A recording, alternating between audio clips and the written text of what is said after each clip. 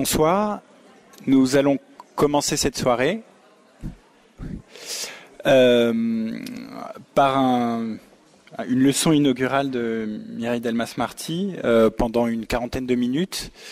Puis ensuite aura lieu le débat entre Jeffrey Rosen et Alain Bauer et enfin des questions de votre part aux trois intervenants de la soirée. Donc je laisse tout de suite la parole à Mireille Delmas-Marty puisque le programme est chargé.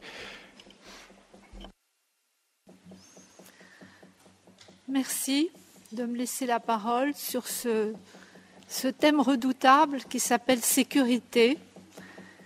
Sécurité, c'est un peu devenu le mot d'ordre, le mot de passe même pour entrer dans ce bâtiment. Il a fallu prononcer ce mot avant d'entrer dans le parking.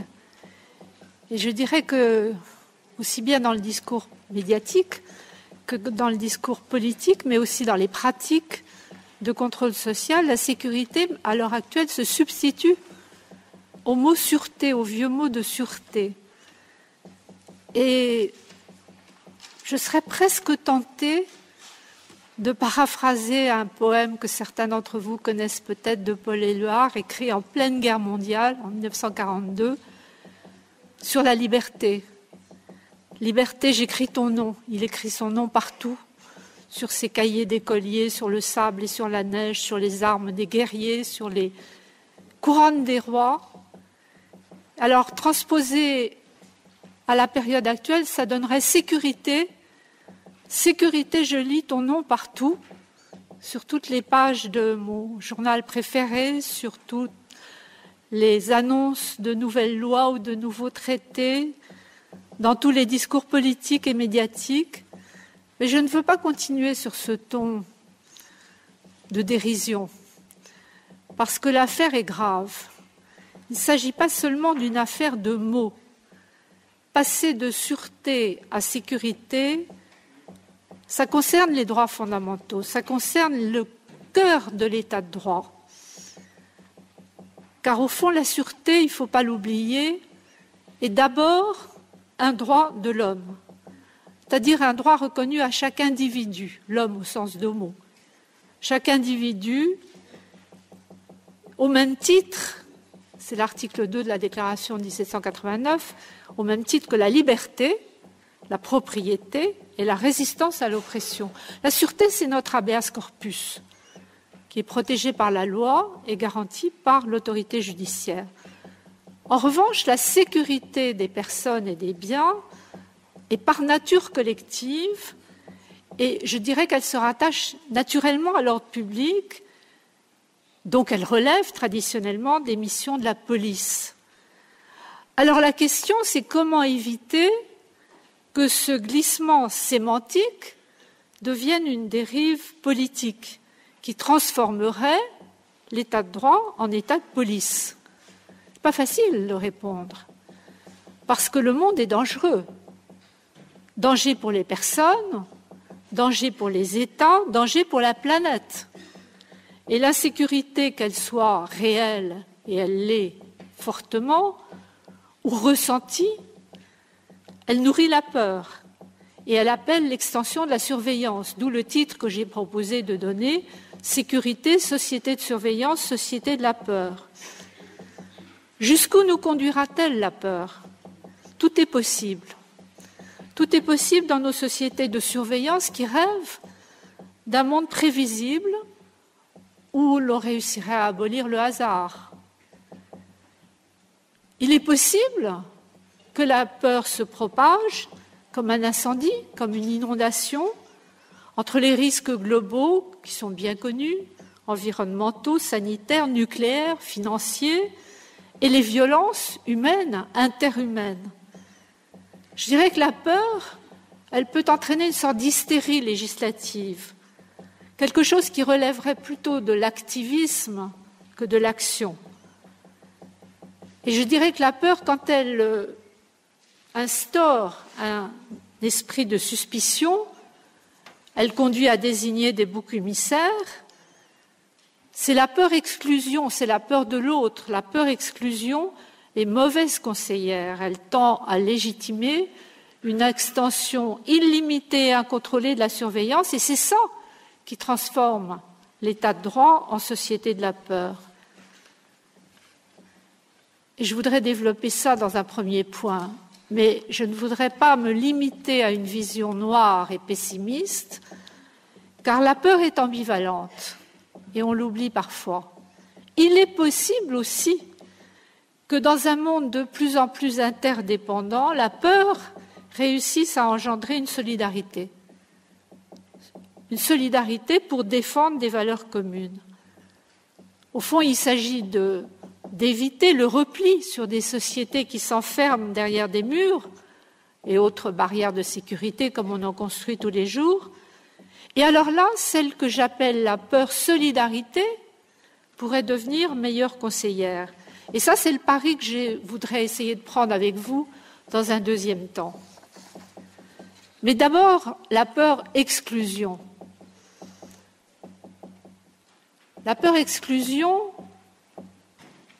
il faut partir de l'idée que la peur n'est pas en soi un mal, la peur est nécessaire à notre survie et que les mesures de surveillance sont nécessaires aussi à la survie de chaque groupe social.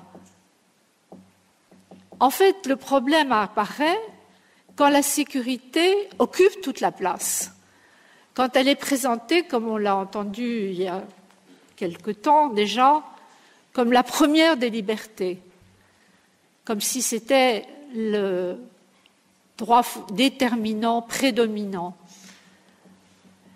On a une peur à ce moment-là qui devient un instrument de gouvernance, qui devient le lien social premier. Et c'est là que surgissent les risques de dérive vers des sociétés de la peur. Alors, qu'est-ce que j'appelle société de la peur? Des sociétés qui déforment la perception du monde parce qu'elles sélectionnent, et on le fait parfois dans le discours politique, les formes d'insécurité les plus spectaculaires. Au fond, c'est le sens premier du fait divers, le fait divers qui détourne l'attention des autres formes d'insécurité moins spectaculaires. Du même coup, les sociétés de la peur, elles ne déforment pas seulement, elles transforment le contrôle social parce qu'elles appellent encore toujours plus de surveillance et d'exclusion. On est supposé réussir à garantir une sécurité parfaite qui n'est qu'un rêve. Or, le rêve d'un monde parfait, c'est un peu comme le mythe du risque zéro. Il peut tourner au cauchemar quand il conduit à une extension de la surveillance. Une extension dans le temps, au fond, on va de plus en plus loin dans l'anticipation. Au nom de la prévention, on en vient à substituer à la culpabilité de celui qui a commis un crime la dangerosité de celui qui pourrait en commettre un. À la peine, on substitue des mesures de sûreté extrêmement coercitives et de durée indéterminée. Et puis, une extension difficile aussi, peut-être plus encore à contrôler et à limiter, qui est une extension dans l'espace, la globalisation, qui tend à effacer les frontières entre sécurité extérieure et sécurité intérieure. Au fond, il y a la sécurité nationale qui serait la sécurité intérieure, mais les États sont aussi en charge d'une sécurité globale qui relève de pratiques transfrontières, aidées, soutenues par les nouvelles technologies de la communication. Et là, je dirais que le contrôle est quasi impossible. Mais d'abord, l'anticipation. L'anticipation en elle-même n'est pas une mauvaise chose.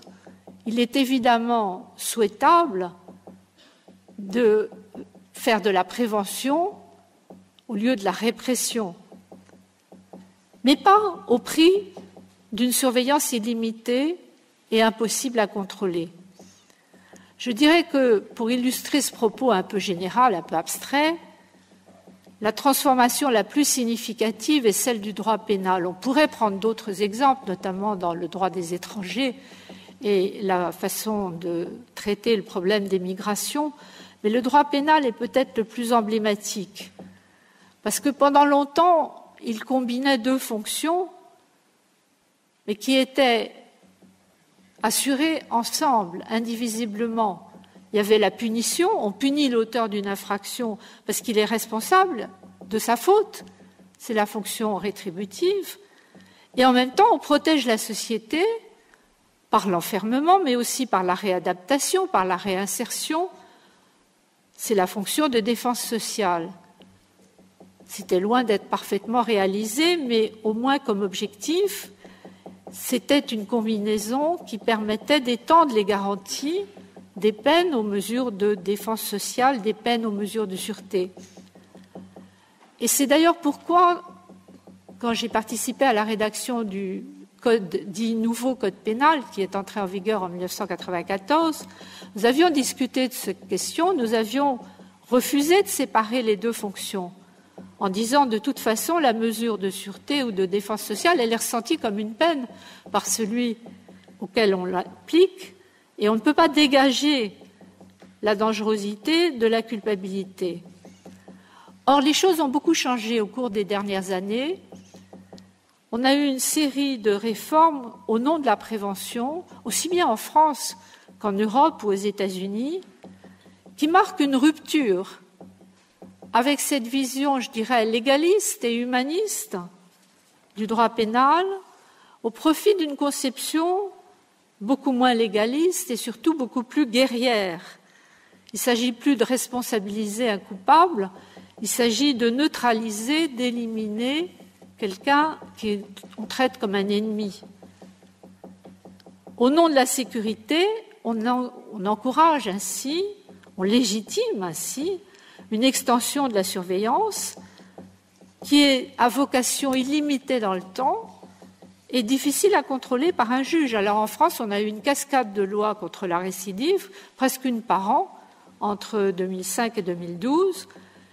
La plus emblématique, c'était la loi de 2008 sur la rétention de sûreté, qui permet de garder en prison, après exécution de la peine, pour une période renouvelable indéfiniment d'1 an, mais renouvelable, des condamnés considérés comme dangereux. Loin de renforcer la responsabilité individuelle, loin d'accroître la capacité de chacun à se prendre en charge, au fond, c'est une approche probabiliste qui consiste à transformer la justice pénale en justice prédictive. On vous garde en prison parce que vous risquez de commettre de nouvelles infractions. Le risque, c'est de déresponsabiliser, puisque la récidive est annoncée d'avance, en quelque sorte. Et déresponsabiliser, pour moi, c'est très grave, parce que c'est déshumaniser. Ce qui fait l'humain de l'homme, c'est sa responsabilité.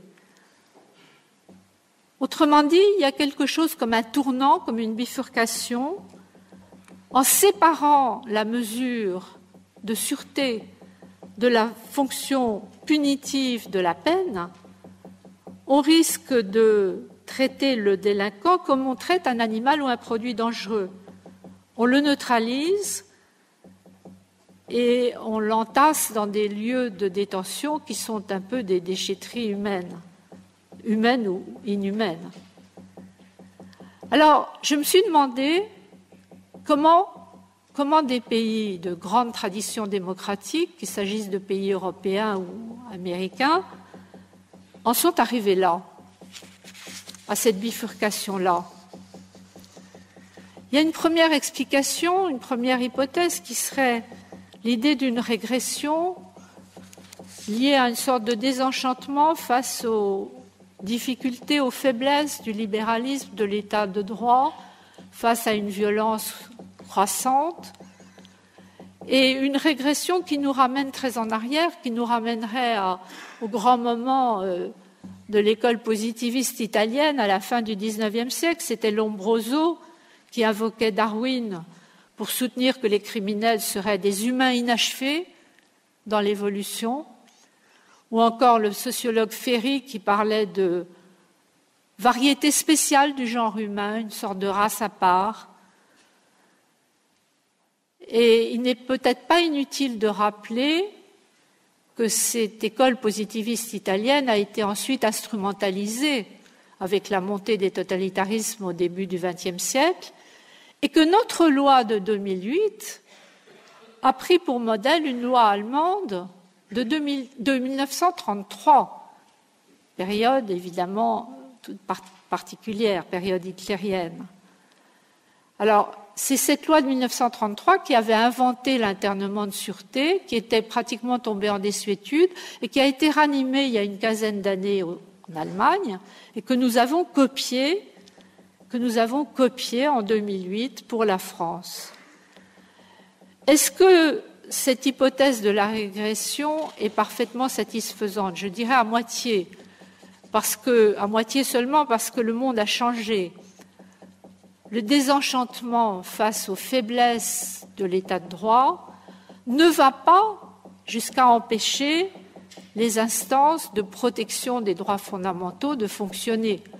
La Cour européenne des droits de l'homme a censuré la loi allemande en 2009 et elle pourrait vraisemblablement censurer la loi française le jour où la question lui sera posée. Elle a censuré la loi allemande en 2009 avec un raisonnement, je trouve, intéressant.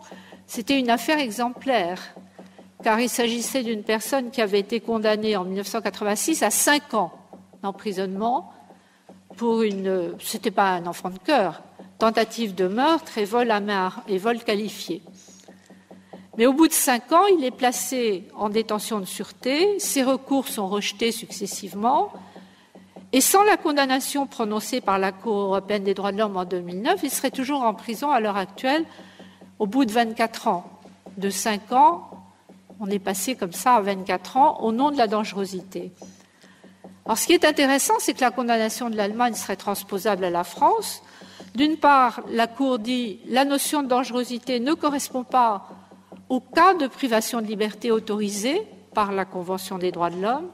Et d'autre part, il manque un contrôle effectif du juge.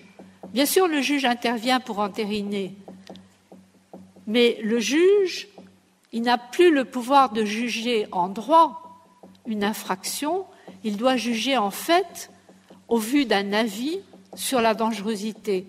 Autrement dit, la loi marginalise le rôle du juge, en France comme en Allemagne. Car le diagnostic de dangerosité, le pronostic de récidive dépendent d'abord d'un avis d'une commission ad hoc, pluridisciplinaire, et cet avis est transmis au juge qui n'a guère de moyens de réagir, de contrôler l'avis sur la dangerosité. Quand une commission indique à un juge qu'il y a une probabilité très élevée de récidive, on voit mal comment le juge pourra appliquer la présomption d'innocence. Il faudrait inventer une présomption d'innocuité. On voit mal comment la défense pourra établir la preuve contraire. On voit mal comment il pourrait y avoir procès en révision pour erreur judiciaire pour avoir déclaré dangereux quelqu'un qui ne l'était pas. Alors je dirais que quand on en vient, comme ça vient, on le sait depuis quelques semaines, à poursuivre la psychiatre dont le patient avait commis un assassinat qu'elle n'avait pas prévu, au motif qu'il ne peut y avoir d'impunité parce que la société n'accepte pas l'impunité. Il me semble qu'on se rapproche de ce que l'Académie de médecine, à cette occasion, a dénoncé, c'est tout récent, c'est il y a quelques semaines, comme l'utopie du risque zéro. On se rapproche aussi d'une sorte d'impasse. Une impasse que le grand personnage italien qu'on cite toujours dans les travaux de droit pénal, Cesare Beccaria, avait entrevu. Il avait cette phrase terrible: « À quoi serions-nous réduits si tout ce qui peut amener à commettre un délit est interdit ? Il faudrait priver l'homme de l'usage de ses sens. » Mais cette hypothèse d'une régression, c'est une partie seulement de l'explication. Car l'extension de la surveillance, je me demande, et Jeffrey Rosen me dira si j'ai tort, si elle n'a pas été renforcée par un effet, ce que j'appellerais un effet 11 septembre. Est-ce que les attentats du 11 septembre 2001 n'ont pas produit une bifurcation dans les pratiques de sécurité en contribuant à légitimer les nouvelles formes d'anticipation. D'abord, la légitime défense préventive et préemptive, l'enfermement préventif, notamment à Guantanamo, des suspects qu'on ne peut ni juger faute de preuves recevables, ni expulser faute de garantie dans le pays d'origine. Alors on les garde. On a même été jusqu'à légitimer des exécutions extrajudiciaires, comme celle de Ben Laden. Mais les attentats du 11 septembre, ils ont plus directement contribué à promouvoir une extension de la surveillance dans un espace global, pratiquement, quasiment incontrôlable. Et ça, c'est, après l'anticipation, la globalisation. La globalisation, ce n'est pas seulement économique et financier, mais c'est, surtout après le 11 septembre 2001, une extension de la surveillance dans l'espace. Alors, c'est une extension qui a des aspects juridiques, notamment face au terrorisme global. Il est rationnel d'aller vers une surveillance globale, une globalisation de la surveillance. Déjà au plan national, le livre blanc Défense et sécurité nationale, produit en 2008, constate l'abolition des frontières entre sécurité extérieure et sécurité intérieure. Et il énumère, en matière de terrorisme, de criminalité organisée, de sécurité énergétique, de sécurité des systèmes d'information, de risques naturels ou sanitaires. Tout cela implique la définition de stratégies d'ensemble intégrant les différentes dimensions de la sécurité dans une même approche. Mais c'est encore plus net au plan international. Les troupes qu'on envoie à l'étranger, qu'elles soient nationales ou multinationales, jouent un rôle de protection de la sécurité globale. Alors tantôt c'est un rôle de soldat, tantôt c'est un rôle de policier, d'enquêteur, voire de témoin. Tout cela appellerait un contrôle particulièrement rigoureux. Or, ce contrôle est quasiment impossible, parce qu'à l'effet de globalisation juridique s'ajoute, et c'est sans doute le plus important, mais on en parlera au cours de la table ronde qui va suivre, la globalisation des nouvelles technologies de l'information et de la communication, les TIC. Alors, il s'agit de la généralisation des fichiers et des banques de données personnelles, du déploiement de la vidéoprotection, de l'usage extensif de la biométrie, de la géolocalisation par les smartphones, etc. C'est un point sur lequel mes collègues vont revenir. Je dirais qu'au fond, de façon séparée, ces techniques pourraient sembler inoffensives ou peu inquiétantes. Mais en les agrégeant, il devient possible de contrôler les individus à distance. Et d'ailleurs, ce n'est pas par hasard si l'expression « société de surveillance » est apparue en 2006 à l'occasion de la conférence internationale des commissaires à la protection des données, la CNIL pour ce qui est de la France et l'équivalent dans les pays voisins. Ce sont ces commissaires qui étaient inquiets du fait que deviennent possibles le profilage et la traçabilité qui n'est plus seulement celle des choses ou des produits dangereux, mais qui est celle des humains. Des humains par les choses. Les choses que vous possédez, les choses avec lesquelles vous êtes en contact permettent votre traçabilité. Et paradoxalement, les choses, elles, s'autonomisent, deviennent intelligentes. Les robots eux-mêmes deviennent autonomes. On peut commencer à concevoir un robot autonome, c'est-à-dire un robot qui prend des mesures sans forme de contrôle externe. Il y a tout un débat à l'heure actuelle sur l'utilisation des robots, pas seulement dans le droit de la guerre, mais aussi dans le contrôle social civil. Affecter les robots à la poursuite et au contrôle des criminels, ce n'est pas pour aujourd'hui, c'est peut-être pour demain. Cela dit, ce n'est pas facile d'échapper à la société numérique, parce que les entreprises privées contribuent largement à cette société sécurité numérique, car elles tirent beaucoup de leur profit de l'exploitation des données personnelles de leurs clients. On parlera de Facebook et de Google tout à l'heure. Ce sont des pratiques qui posent la question du contrôle démocratique de ces gigantesques bases de données dans un espace sans frontières. Alors, il est proposé d'intégrer à la protection des données personnelles un droit à l'oubli numérique. C'est une proposition qui avait été faite par l'ancien directeur de la CNIL et qui est inscrite maintenant au programme dans un projet de règlement européen. Mais la mise en œuvre est très difficile. La journée de la CNIL qui s'est tenue en octobre dernier a bien montré cela, et Jeffrey Rosen l'avait évoqué il y a longtemps déjà. De toute façon, je dirais que le droit à l'oubli risque d'être insuffisant parce que les individus eux-mêmes participent à cette société de la surveillance, soit de façon passive, parce qu'on profite des services gratuits qui sont offerts sans se plaindre de la surveillance comme une atteinte à la vie privée, soit de façon plus active, parce que les individus participent à la surveillance du réseau. Compte tenu de la masse des informations diffusées, un contrôle centralisé et préventif est impossible, il est trop coûteux. Alors beaucoup de législations ont créé des mécanismes de signalement et de notification des contenus litigieux, ce qui fait que tous les membres de la société sont chargés de la surveillance. Le risque, c'est la perte de contrôle par les détenteurs des données dites les big data, les données massives, qui sont volumineuses maintenant de plus en plus, et les détenteurs eux-mêmes de ces données risquent d'en perdre le contrôle. C'était très bien montré dans un colloque organisé sous l'égide du ministère de la Justice il y a quelques semaines à l'Assemblée nationale.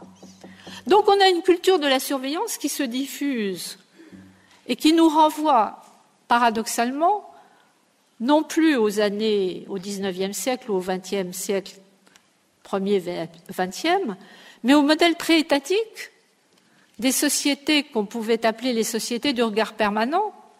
Simplement, le regard permanent, maintenant, il est à l'échelle planétaire. C'est un modèle à la fois libertaire et totalitaire, qui ne correspond ni à un État mondial, ni à une sorte de choix hégémonique qui serait imposé par l'État le plus puissant. En somme, la surveillance globale ne relève à proprement parler plus d'un État de police, comme on le dit parfois, mais d'une police sans État.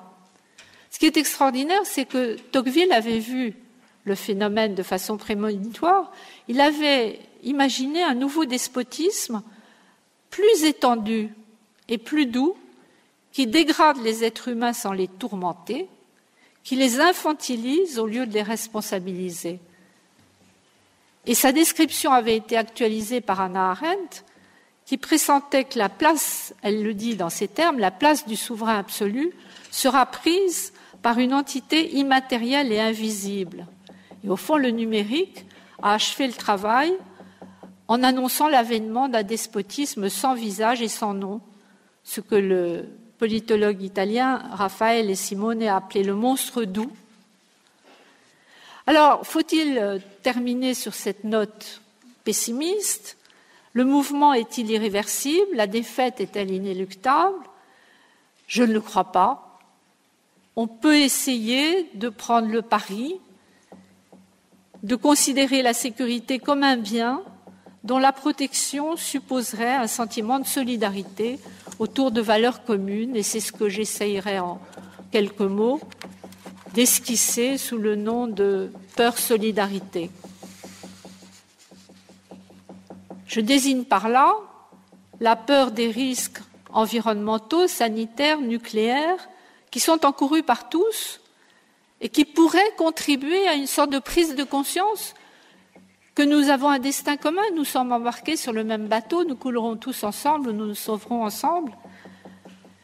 Déjà, il y a quelques années, dans le bicentenaire de la paix perpétuelle, en hommage à Emmanuel Kant, le philosophe allemand Jürgen Habermas invitait à, je cite ces termes, miser sur le fait que la globalisation des risques a uni le monde, objectivement uni le monde, pour en faire une communauté involontaire fondée sur les risques encourus par tous. Et je crois que l'idée est juste. L'exemple européen montre que la peur engendrée par 2 guerres mondiales peut se transformer progressivement en une solidarité, dont le principe est désormais inscrit dans les traités. Alors, bien sûr, les débats actuels révèlent que l'édifice est fragile et qu'il peut être réversible. Je dirais que malgré son prix Nobel de la paix, l'Europe n'est pas exemplaire, loin s'en faut. Mais elle pourrait aider à explorer les voies pour restaurer ce qui manque, suffisamment de confiance. Pour sortir des sociétés de la peur, il faut la confiance.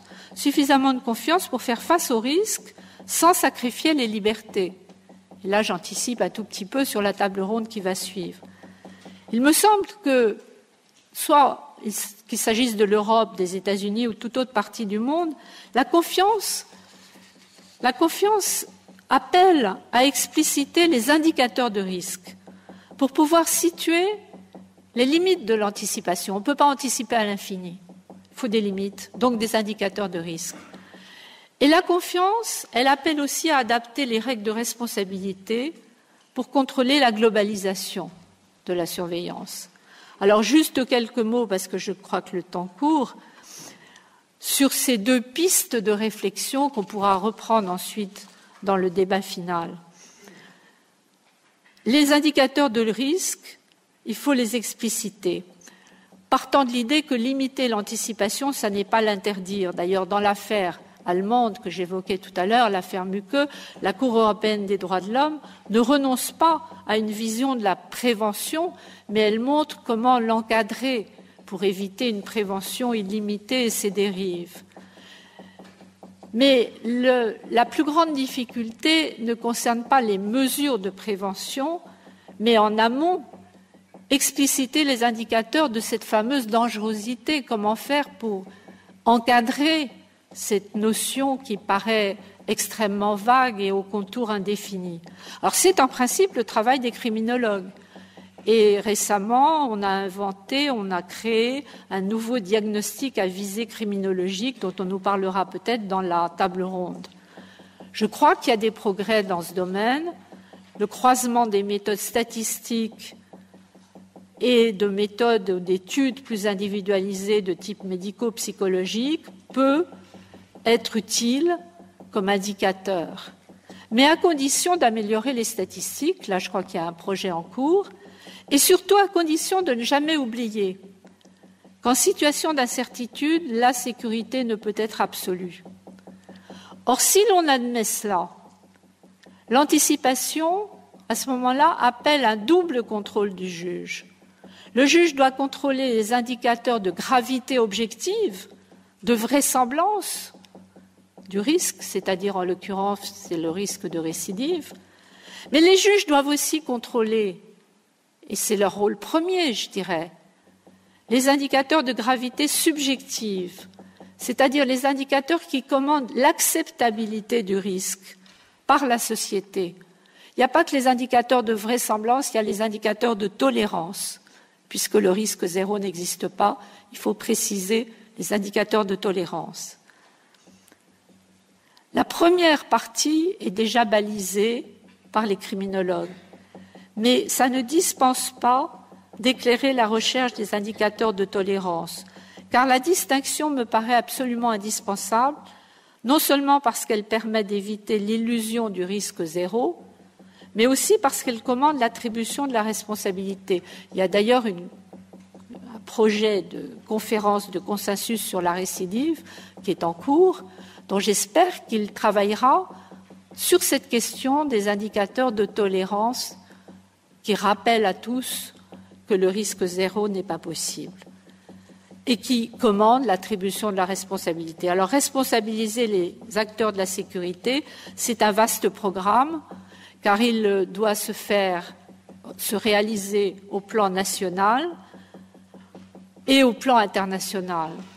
Or, ce programme, tant au plan national qu'au plan international de responsabilisation des acteurs de la sécurité, est devenu particulièrement complexe avec les phénomènes de privatisation.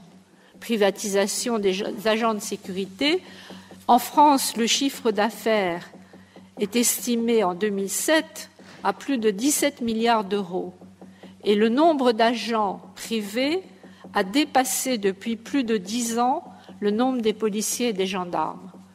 Donc on a là un problème nouveau, pas seulement au plan national, mais aussi au plan international, car la globalisation appelle des tâches tellement lourdes pour les États qu'ils se déchargent très largement sur des prestataires privés de services à caractère militaire et de sécurité. Et il y a tout un débat aux États-Unis qui a été ouvert à propos de la responsabilité internationale de ces sociétés privées qui ont des activités militaires et de sécurité. Comment réussir à les encadrer, comment réussir à les rendre responsables en cas de dysfonctionnement. Mais ce n'est pas parce que les États sous-traitent qu'ils doivent aussi être déchargés de leurs responsabilités. Il est donc urgent aussi de responsabiliser les États eux-mêmes et de leur rappeler qu'ils restent liés par leurs obligations résultant du droit international des droits de l'homme et du droit humanitaire, même s'ils ont sous-traité par contrat certaines activités à des prestataires privés.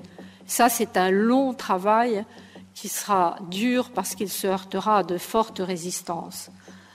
Alors, en conclusion, je dirais, il ne s'agit pas de renoncer à l'objectif de sécurité préventive, anticipation et planétaire, globalisation, mais le chantier, le travail à faire, c'est d'instaurer un état de droit à l'échelle mondiale. À l'échelle mondiale, c'est très difficile parce que personne ne veut d'un État mondial. Donc il ne s'agit pas de remplacer les États-nations par un grand État mondial. Il faut faire cet État de droit avec les États-nations. Autrement dit, plutôt que d'un partage de souveraineté qui réduit, qui divise les compétences des États, il s'agit d'étendre la souveraineté nationale à la défense du bien commun. C'est ça le progrès, ce serait ça le progrès. Une métamorphose de la notion même de souveraineté.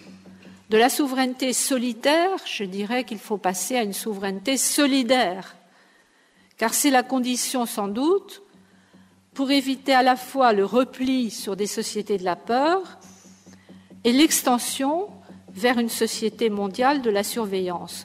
En somme, j'y vois la condition pour restaurer la confiance dans notre communauté de destin.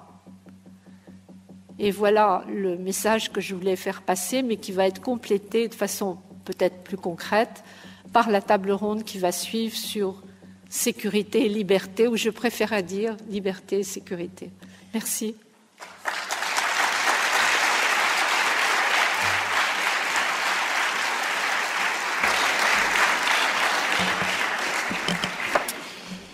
Merci beaucoup pour cet exposé passionnant. Je vais demander à M. Bauer, M. Rosen de monter.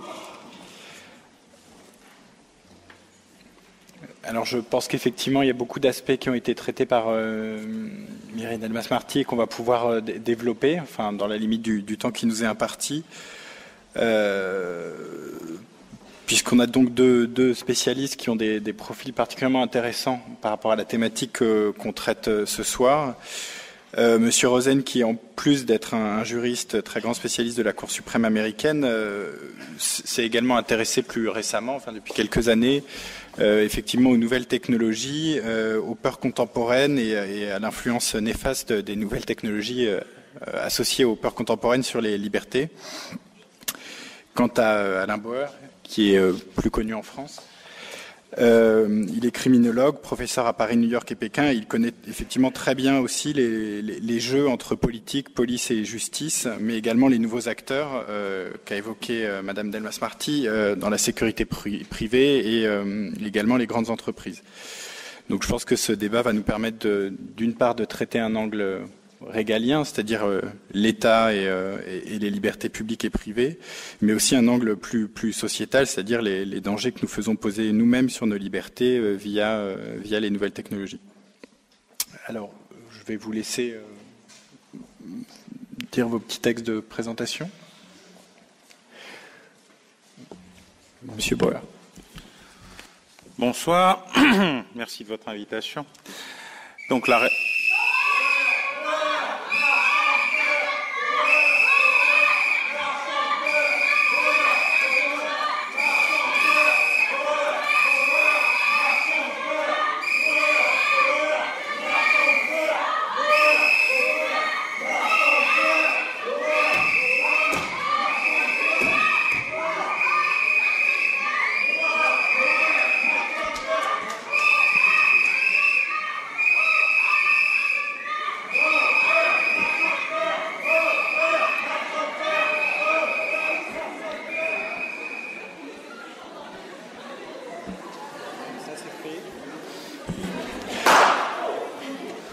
Ça c'est fait, je sais juste pas ce qui a été jeté par terre.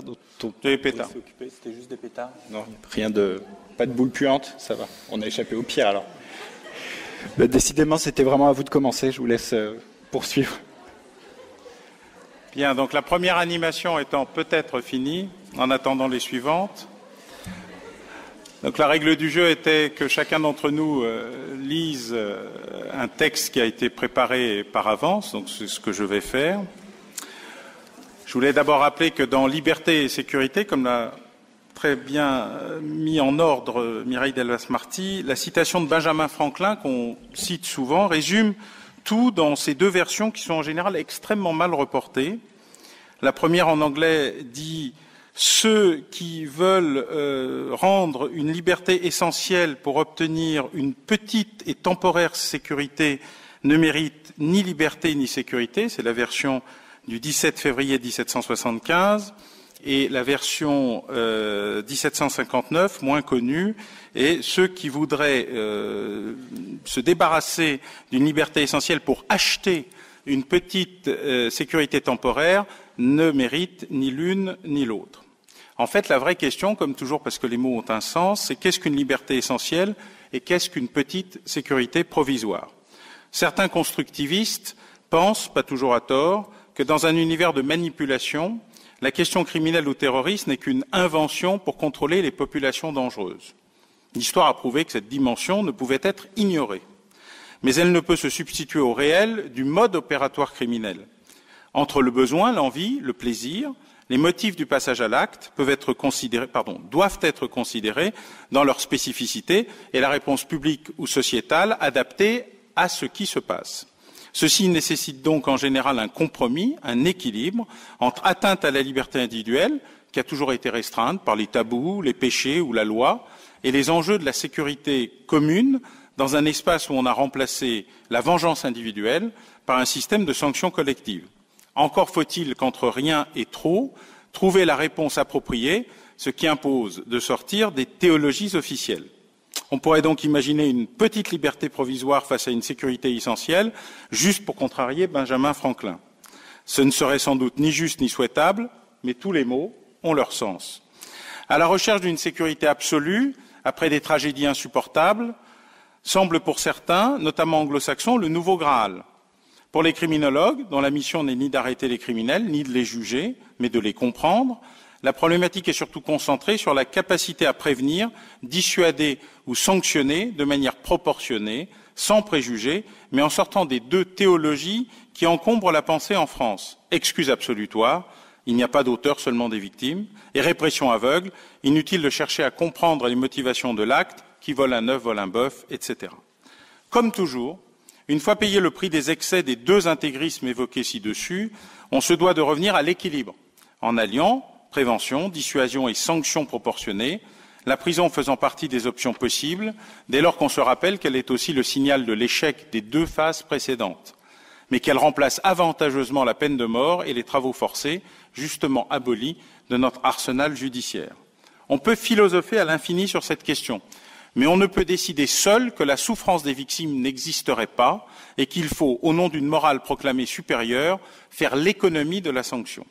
Voilà pourquoi il faut savoir préserver des libertés essentielles en s'accordant une sécurité durable, ce qui nécessite, comme en 1789, de longues palabres, mais aussi une affirmation, celle de la Déclaration des droits. Et pour une fois, je voudrais en citer quelques-uns et pas uniquement ceux dont on croit se rappeler. Article 2. Le but de toute association politique est la conservation des droits naturels et imprescriptibles de l'homme. Ces droits sont la liberté, la propriété, la sûreté et la résistance à l'oppression. Article 4. La liberté consiste à pouvoir faire tout ce qui ne nuit pas à autrui. Ainsi, l'exercice des droits naturels de chaque homme n'a de borne que celle qui assure aux autres membres de la société la jouissance de ces mêmes droits. Ces bornes ne peuvent être déterminées que par la loi. Article 5. La loi n'a le droit de défendre que les actions nuisibles à la société. Tout ce qui n'est pas défendu par la loi ne peut être empêché et nul ne peut être contraint à faire ce qu'elle n'ordonne pas. Article 7. Nul homme ne peut être accusé, arrêté ni détenu que dans les cas déterminés par la loi et selon les formes qu'elle a prescrites. Ceux qui sollicitent, expédient, exécutent ou font exécuter des ordres arbitraires doivent être punis, mais tout citoyen appelé ou saisi en vertu de la loi doit obéir à l'instant. Il se rend coupable par la résistance. Jeffrey Rosen.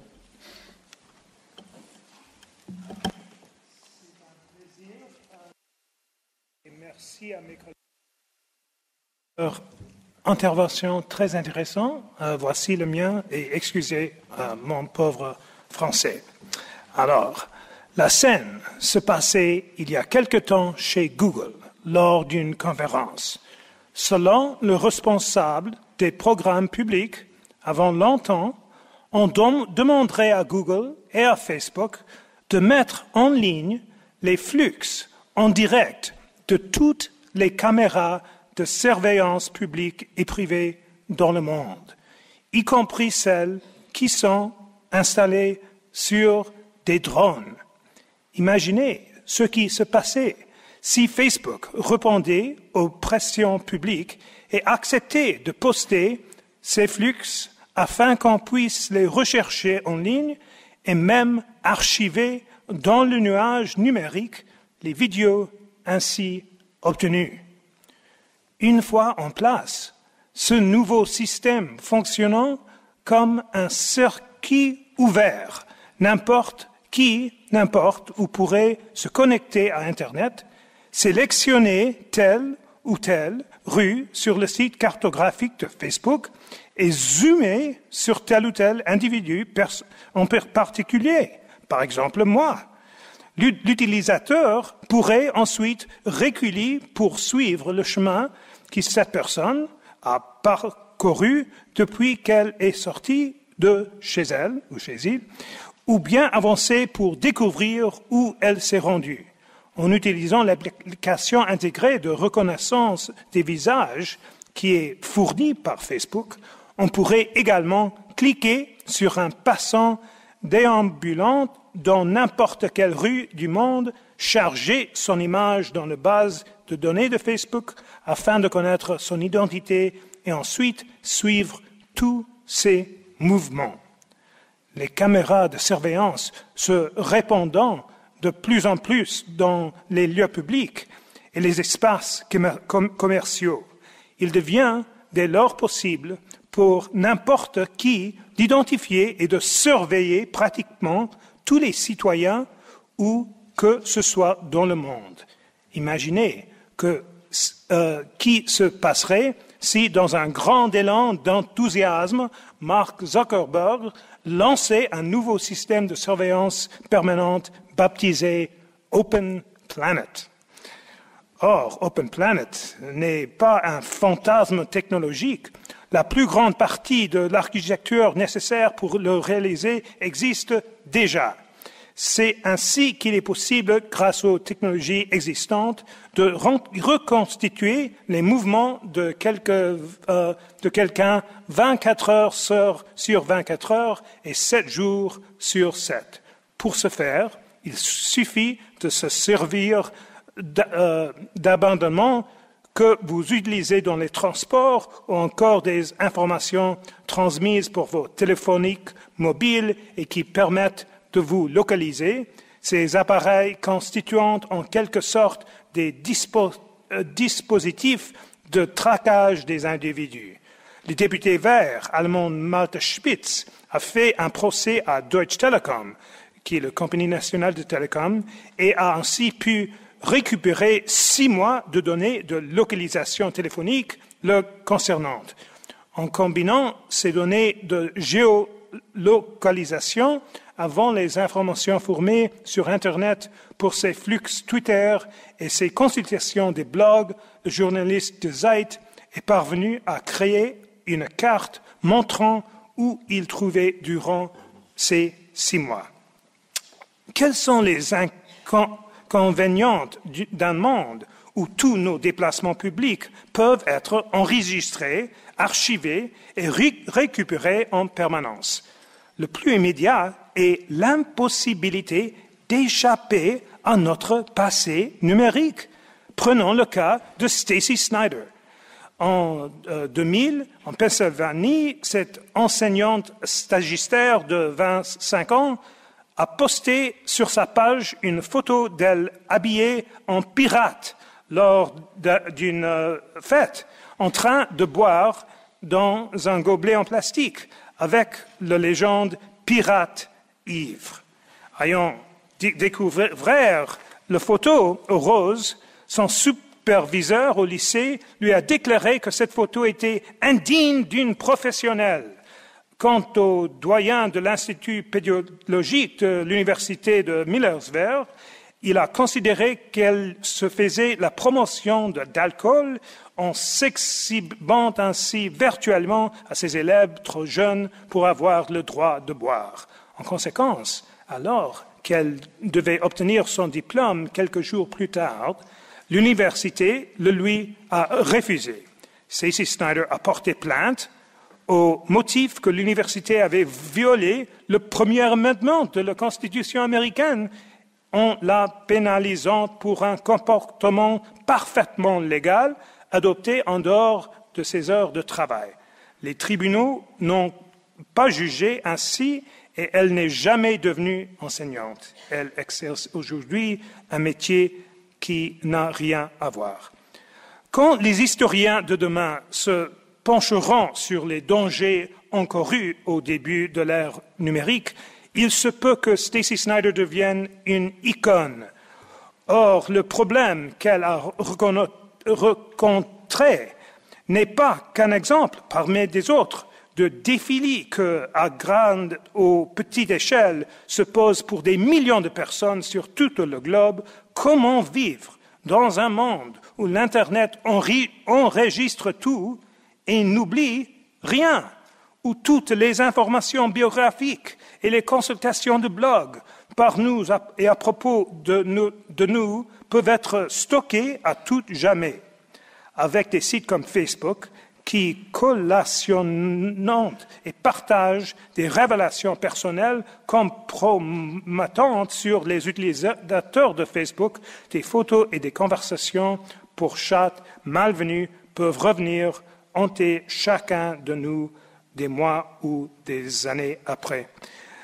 Je peux lire le total, mais je crois qu'on veut commencer la conversation, alors je vais faire la conclusion et dire seulement, quel que soit le parti juridique qu'on souhaite prendre, il est évident que comme nous butons tout sur les défis qui posent le fait de vivre dans un monde sans oubli possible, il nous faut apprendre de nouvelles formes d'empathie, de nouveaux modes de définition de nous, même sans référence à ce que les autres disent de nous, ainsi que nous pardonner les uns et les autres pour les traces numériques qui nous laissons derrière nous pour toujours.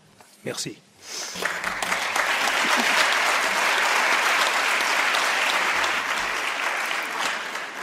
Merci beaucoup. Effectivement, on a peut-être pris un chouïa de retard, donc on va commencer tout de suite. Je vais rebondir sur une question de Mireille Delmas-Marty.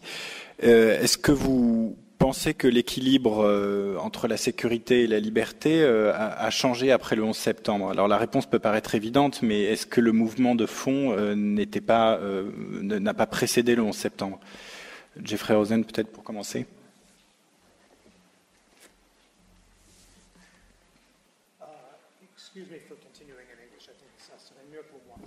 Je vous prie de m'excuser, je vais continuer en anglais. Je pense que ce sera mieux pour moi.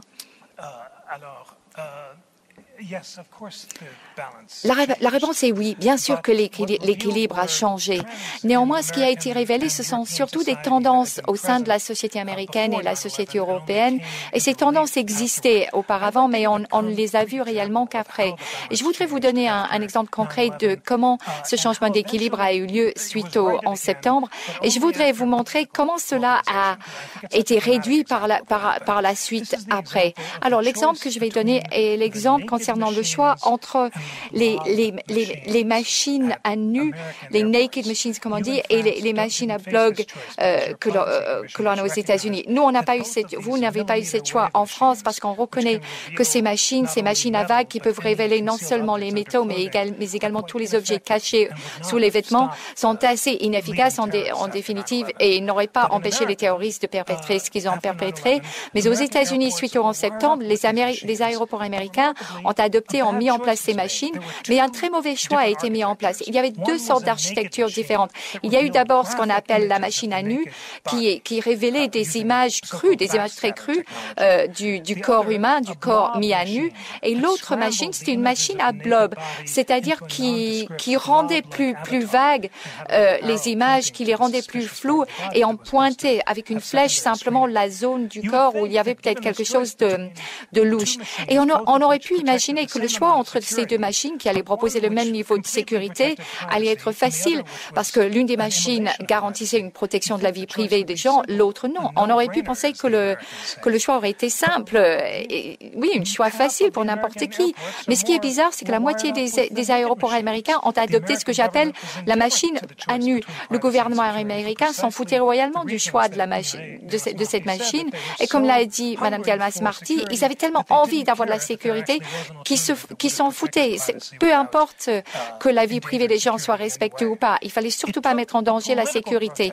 Il a fallu des protestations politiques inspirées par un monsieur dans un aéroport américain il y a 2 ans qui a exclamé « Ne touchez pas à mes déchets ». Je pense que la traduction de cela, c'est « Ne touchez pas à mes couilles ». C'est un mot argotique, « Ne touchez pas à mes couilles ».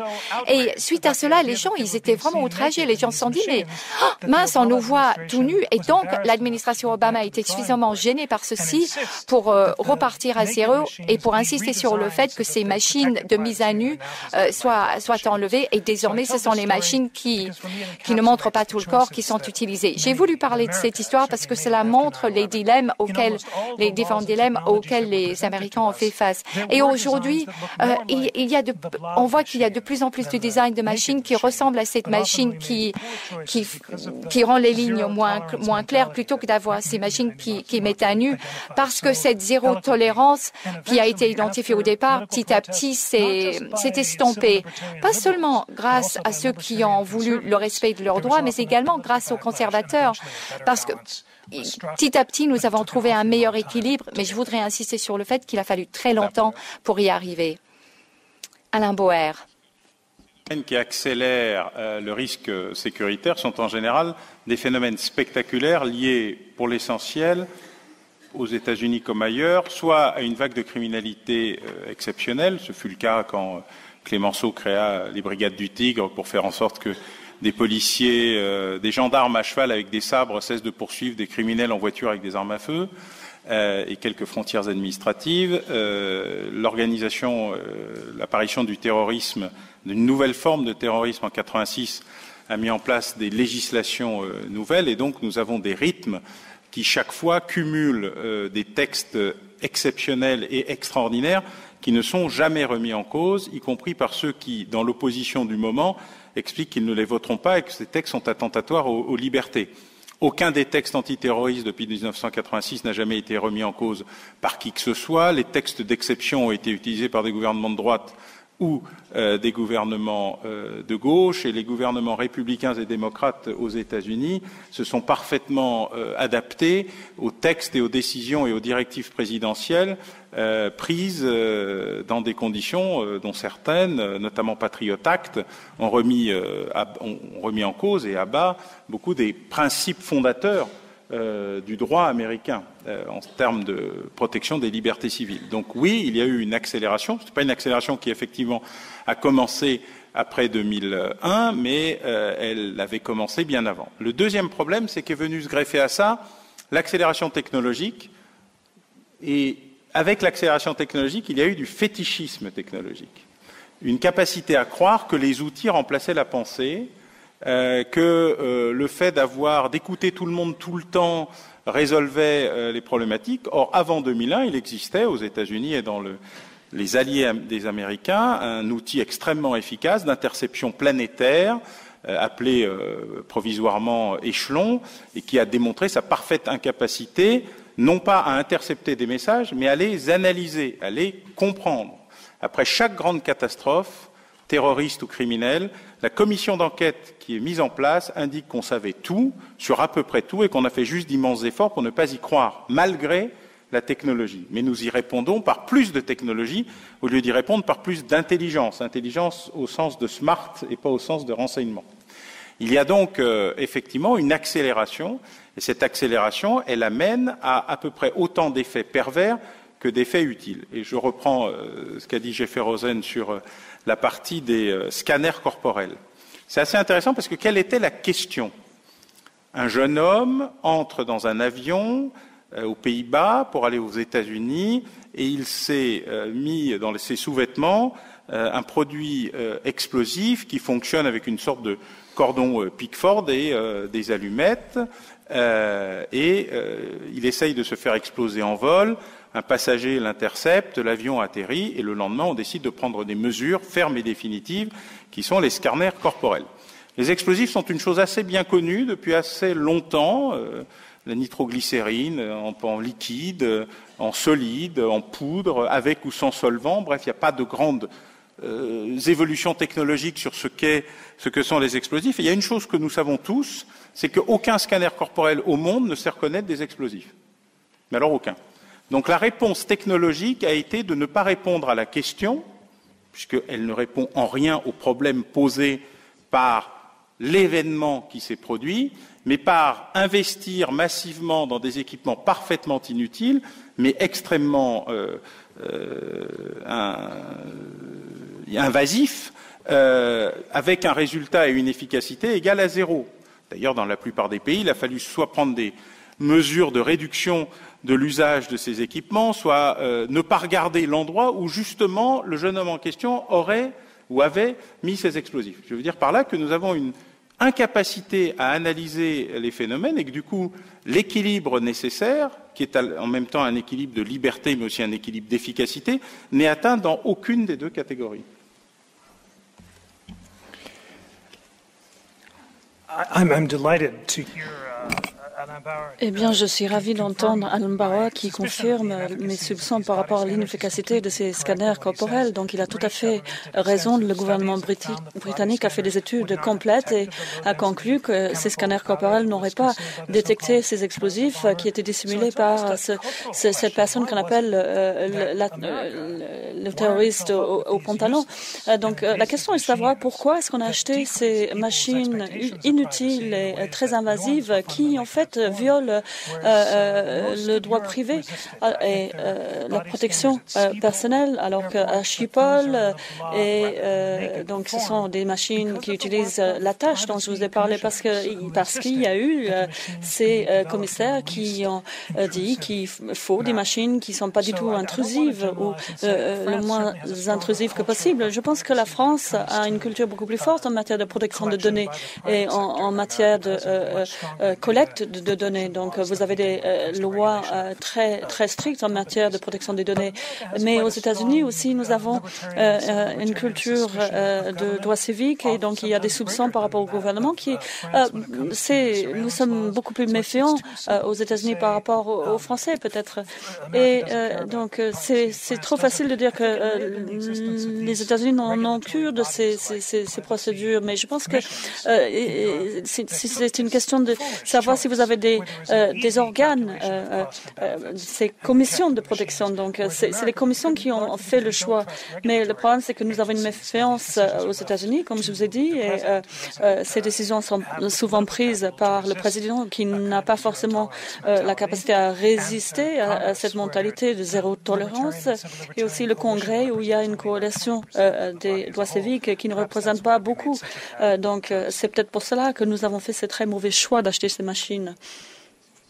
corporels, mais néanmoins, dans votre livre, Jeffrey Rosen, vous citez la compagnie israélienne El Al, qu'on ne peut pas soupçonner de laxisme sécuritaire, et qui, plutôt que sur les moyens technologiques, fait reposer sa sécurité sur une formation intensive de ses agents, aux moyens de détection psychologique, aux moyens humains, en fait, tout simplement.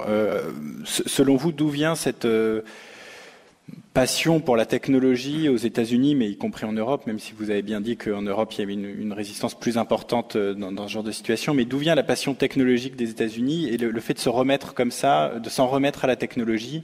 Alors, il y a eu Échelon qui est un échec, effectivement, patent. Il y a les scanners corporels aujourd'hui. On pourrait citer d'autres exemples.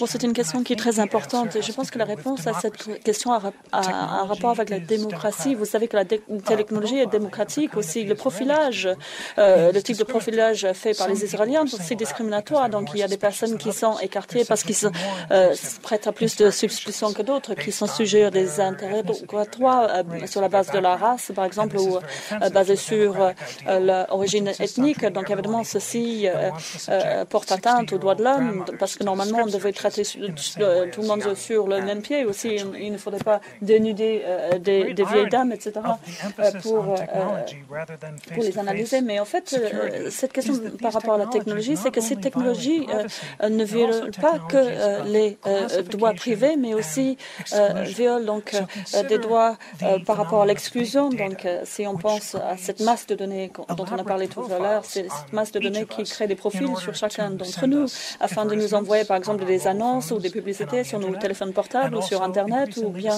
de plus en plus de nous envoyer des histoires ou des faits divers ou des annonces politiques basées sur les cases qu'on a cochées, basées sur notre comportement sur Internet. Donc cette technologie est ainsi tellement précise. Moi, j'ai fait une expérience récemment où j'ai créé un Jeff démocratique et un Jeff républicain avant les élections. Donc j'ai essayé d'effacer toutes mes cookies et ensuite je suis allée sur un site web et j'ai navigué sur ce site web pour acheter des vols vers Los Angeles et pour acheter aussi des sandales Birkenstock. Et on pense que les démocrates portent des sandales Birkenstock et côté républicain. Donc, je suis allée sur le site Romney et j'ai acheté des bagues en diamant, ou je voulais acheter des bagues en diamant et des vols pour Hawaï. Donc, quelques heures plus tard, donc, lorsque j'allais sur des blogs, j'allais des pubs pour Romney et de l'autre côté pour Obama.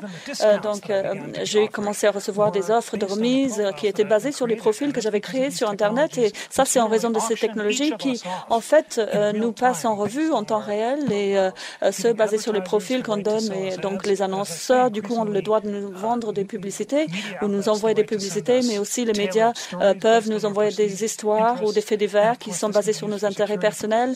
Et évidemment, on peut utiliser toutes ces informations pour des besoins de sécurité aussi. Et donc, cette pulsion démocratique pour ces technologies qui sont soi-disant égalitaires, ce sont parfois des masques pour l'exclusion, pour dissimuler l'exclusion, parce que nous sommes tous mis en catégories différentes et nous avons chacun nos profils secrets. On ne peut pas s'échapper à ces profils. Et le problème, c'est que ces profils deviennent de plus en plus réels et de plus en plus décisifs par rapport à notre statut en tant que citoyen, plutôt que les identités que l'on choisit par nous-mêmes. Il y a évidemment le fétichisme technologique, celui de la nouveauté, de la mode, qui touche la technologie comme elle touche les vêtements. Mais il y a aussi un deuxième phénomène. Il y a le phénomène là où nous sommes victimes et là où nous sommes complices. Car en fait, nous participons massivement aux opérations de profilage individuel qui permettent d'avoir le Jeff démocrate en Birkenstock et le Jeff républicain en bottes de cow-boy cuir de première qualité. La vraie difficulté, c'est que quand nous achetons en ligne, nous créons les conditions de notre profilage par des outils de renseignement invasifs, les cookies, et par la vente de nos profils de consommateurs à des centrales qui regroupent tous nos profils de tous les sites de vente. C'est-à-dire quand vous mettez cookies interdits, pour chaque achat que vous faites, vous avez 10, 15, 20 cookies qui vous disent « coucou, je suis là » et qui appartiennent à peu près tout et n'importe quoi, dont l'essentiel sont des sites de profilage de consommation à qui vous n'avez rien demandé.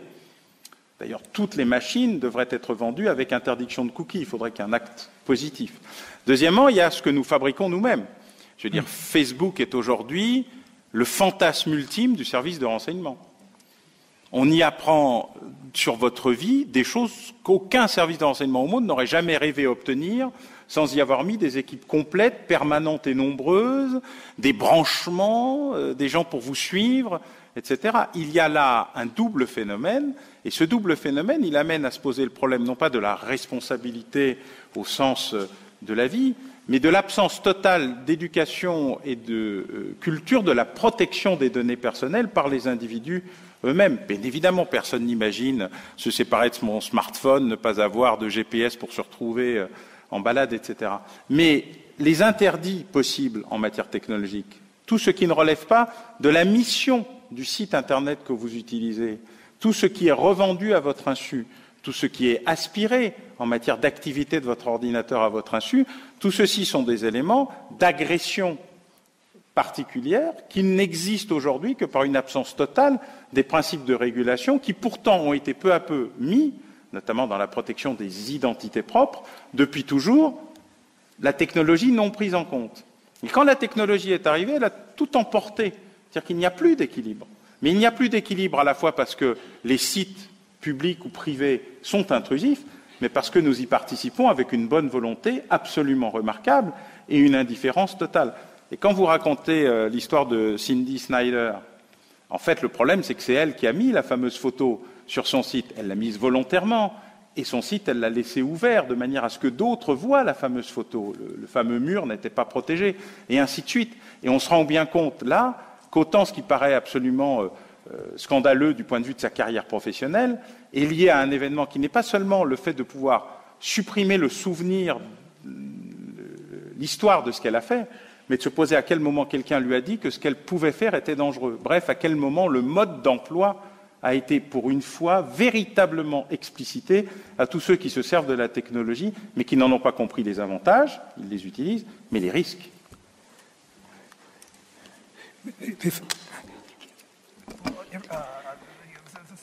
Oui, merci beaucoup pour ces réflexions qui sont très, très utiles. Je suis tout à fait d'accord avec vous. Et votre question est de savoir quel type de réglementation est nécessaire afin de nous protéger. Ce qui m'amène à poser une autre question. Donc, le droit à l'oubli, on en a parlé. Et je pense que c'est une question dont il faut parler et discuter. Donc, on en a parlé beaucoup de choses ce soir. Et je me demande s'il va y avoir un désaccord sur ce point. Parce qu'il y a un désaccord assez fort entre les Français et les Américains par rapport à cette question de droit à l'oubli. Vous savez que la Commission européenne, Viviane Reding, a proposé donc une extension des droits de protection de données, donc qui permettrait à Stacey Snyder ou toute autre personne de demander la suppression non pas seulement des photographies ou des données qu'elle a publiées elle-même et qui n'ont pas été partagées par plusieurs personnes, qui est un droit qui devrait être garanti déjà par Facebook, mais aussi des photos et de données qu'elle a publiées qui ont été partagées par d'autres et des données que d'autres ont publiées sur elle, qu'elle conteste, à moins que ces données soient nécessaires pour des raisons journalistiques, scientifiques ou littéraires. Et si Google ou Yahoo refusent de supprimer ces données ou refusent de répondre à cette demande, donc ils sont responsables jusqu'à 2% de leur chiffre d'affaires annuel. Donc pour Google, c'est 40 milliards de dollars par an pour chaque demande de suppression de données qui n'est pas satisfaite. Et donc, moi, je dois dire que, et j'espère que vous avez compris, parce que je suis très passionnée par rapport à ce sujet. Moi, je suis vraiment quelqu'un qui défend le droit à la vie privée et la protection des données. Mais le problème, c'est que je suis tellement dévouée à ce sujet que je suis aussi préoccupée par la capacité de personnes à supprimer l'histoire de l'Internet. Donc, il y a une affaire en Argentine où il y avait un pop star de Cuna, et j'en ai parlé dans mon papier d'ailleurs, qui a invoqué donc la version argentine du droit à l'oubli, parce qu'en fait elle avait vu des images d'elle-même qui avaient été partagées sur Internet. Elle avait honte de ces images et Yahoo a dit non, c'est pas possible, d'un point de vue technologique, c'est impossible de supprimer ces photos. Donc elle a invoqué le droit à l'oubli devant les tribunaux en Argentine. Donc Yahoo a dit on ne peut pas supprimer que ces photos, donc il faut supprimer toutes les références à cette femme sur Internet. Donc si vous entrez donc Virginia Kruger en Argentine, donc il y aura une page blanche et et aussi une ordonnance du tribunal. Et donc, imaginez, par exemple, un politique, si c'était une chanteuse qui était aussi politique, est-ce que c'est vraiment approprié pour un personnage public de supprimer toutes les données? Et aussi d'un point de vue d'expression de la liberté, donc c'est pas que une question pour les photos. Après cette conférence, peut-être que vous faites maintenant, si vous êtes en train d'écrire sur un blog, en train de dire que Jeff parle de n'importe quoi, donc conformément au droit à l'oubli, moi je pourrais contester donc cette publication et ensuite il y a une audience entre les avocats de Google ou Yahoo et aussi entre un commissaire de la protection de données pour savoir si oui ou non on peut contester la suppression de ces données sur des bases scientifiques, littéraires ou etc. Donc évidemment, c'est une question qui est très difficile. Il y a la question de diffamation aussi qui entre en jeu. Et autre chose que je voulais dire, c'est qu'au-delà de transformer le rôle des fournisseurs d'accès à Internet pour devenir des censeurs, par exemple, le droit à l'oubli, ça pose problème parfois parce que c'est très impratique ou très difficile à appliquer dans un monde où il est très difficile à supprimer ces informations, où ces informations peuvent être copiées très rapidement et archivées très rapidement. Donc, je pense qu'il y aura beaucoup d'affaires devant les tribunaux sans beaucoup de résultats. Donc, je serais très intéressée d'entendre vos points de vue sur ce droit à l'oubli. C'est exactement le même problème que la neutralité du net. Le concept est absolument formidable et il est indispensable de le défendre. Mais immédiatement, on se heurte à quelques légers soucis. Par exemple, dès qu'on entre sur le sujet, oui, mais comment on lutte contre la pédopornographie sur Internet? Et là, évidemment, en 3 secondes, toutes les grandes résolutions pour la défense de la neutralité du net entrent en conflit avec, oui, mais quand même, la pédopornographie, c'est vraiment pas bien. Nous avons le même débat récemment, qui vient d'être à peu près évité, mais de justesse, sur la consultation régulière des sites djihadistes dans le cadre de la nouvelle loi antiterroriste votée avant-hier. Même question, la réponse du gouvernement c'est on ne va pas le faire, mais le débat est ouvert. Pourquoi? Parce qu'il est difficile d'expliquer qu'on ne va pas faire pour les terroristes ce qu'on fait déjà pour les pédopornographes, et ainsi de suite. Sur le droit à l'oubli, imaginez que quelqu'un qui a mis soi-même sur Internet ou qui est victime sur Internet d'éléments et qui demande leur effacement est une bonne chose. Mais si vous tombez sur un militant néo-nazi, je vais prendre des trucs faciles, parce que c'est toujours cela qu'on vous présente, pourrait effacer sa propre histoire, y compris récente, au nom du fait qu'il créerait lui-même un risque du fait des lois mémorielles ou d'autres choses, vous entrez en conflit avec le système pénal qui dit mais pas du tout, il a assumé publiquement dans un délai X qui vient d'ailleurs d'être rallongé, et c'est la loi en France sur la presse, etc. Et donc on est immédiatement face à des points très précis, très douloureux, qui mettent en cause la volonté initiale de préserver le principe. C'est pour ça que quand je parle du sujet cookies et détournement des éléments propres, je pense que c'est un problème qui relève du droit commercial. Il est paradoxalement beaucoup plus simple à traiter. Vous n'avez pas le droit de garder des informations personnelles, ni de vendre les cookies, ni de les mettre sans autorisation expresse de la personne qui vient sur votre site. C'est moins principiel, et comme souvent, notamment dans le droit anglo-saxon, c'est plus efficace. Pour ce qui est du droit à l'oubli, moi je suis très favorable à un dispositif qui garantirait le droit à l'oubli, sauf décision de justice, et sauf les cas expressément prévus par le Code pénal, notamment en France, parce qu'on n'est pas sous le régime du premier amendement. Je dis souvent que je le regrette, mais c'est un point de vue très personnel, donc je m'adapte à la législation du pays, mais qui permettrait de... Mais si vous regardez aux États-Unis, la législation sur le premier amendement, elle pose le problème de à quel endroit se passe le droit à l'oubli. Car Internet, il est dématérialisé. Ce que je ne peux pas trouver parce que le droit à l'oubli s'appliquerait sur Google France, je pourrais le trouver peut-être sur Google Belgique. C'est un peu comme l'évasion fiscale. L'évasion du droit à l'oubli est possible technologiquement. Et il y a là un sujet qui n'est pas traité, sauf si on décide qu'il y a une organisation internationale et qui n'est pas gouvernementale, qui fixe les conditions de l'obligation du droit à l'oubli générique, c'est-à-dire dans tous les cas possibles et sur l'ensemble du site ou du agrégateur de sites. Et ça nécessite une négociation au niveau de l'ICANN et peut-être intergouvernementale pour que ça marche. C'est un très gros et très lourd dossier qui risquent d'avoir les mêmes difficultés d'application que la neutralité du net à cause, des petits sujets qui grattent sur cette question, l'Holocauste, etc., et 2, sur le fait que malheureusement, on ne peut pas territorialiser Internet, et quand on le fait, vous avez votre exemple argentin, qui est en fait une fausse solution. And if I could just say one other Je voudrais juste apporter une autre réponse à cette observation qui est si exacte concernant la mise en place dans un régime international et la difficulté que de créer une approche internationale. Souvenons-nous, qui prend toutes ces décisions? Qui met en œuvre des systèmes où on dit il faut respecter le droit à la parole, la liberté de parole? Ce sont essentiellement les avocats chez Facebook et chez Google et chez Twitter. Et chacune de ces entreprises, chacune de ces sociétés a quelques avocats qu'ils appellent le décideur. Le décideur. Ces personnes, je les ai rencontrées et je vais voir lundi, nous avons une réunion chez Google à Mountain View avec les décideurs de Google, de Facebook et de Twitter et nous allons nous retrouver autour de la table avec des parlementaires internationaux afin de parler de normes pour l'approche afin d'enlever, par exemple, certaines vidéos. Donc, tout en haut de la hiérarchie, vous avez ces avocats qui sont en règle générale de jeunes avocats que l'on réveille en plein milieu de la nuit, comme cela a été le cas par le passé, par exemple, lorsque le gouvernement turc a été mécontent parce qu'il y a des fans du foot qui mettent des films sur YouTube en insistant sur le fait que tel ou tel joueur est homosexuel. Et ce pauvre avocat est réveillé en pleine nuit afin de décider s'il faut respecter la loi turque ou s'il s'agit d'une protestation officielle. Et ensuite, il faut mettre en œuvre des traducteurs, etc., pour pouvoir régler le problème. Et ensuite, vous avez des gens tels que le roi de la Thaïlande qui est mécontent parce que lui, il est insulté, parce qu'on montre ses pieds au-dessus de sa tête. Puis vous avez toutes les informations sur l'Holocauste où les gens peuvent réagir.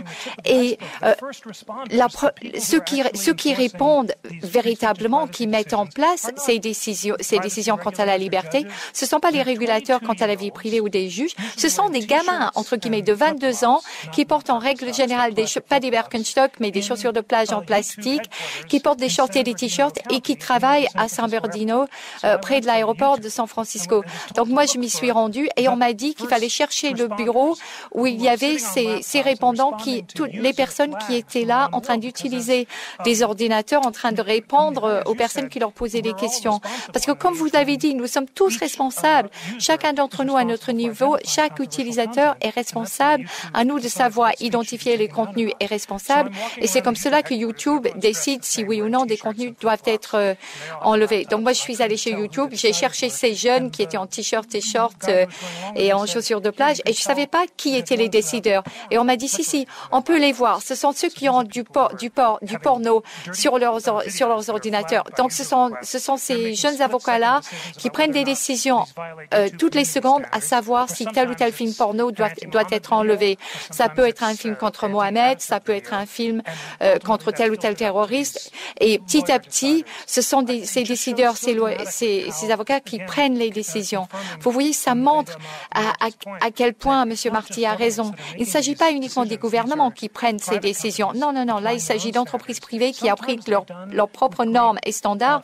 Parfois, ils font les choses avec une très, très grande finesse. Chez Google, par exemple, ils ont pris la décision de ne pas enlever cette vidéo contre Mohamed parce qu'ils ont dit, bon, ça n'allait pas à l'encontre de certaines normes sur le plan religieux, mais qu'il fallait enlever ce film en Égypte parce que sinon cela allait mener à des manifestations violentes.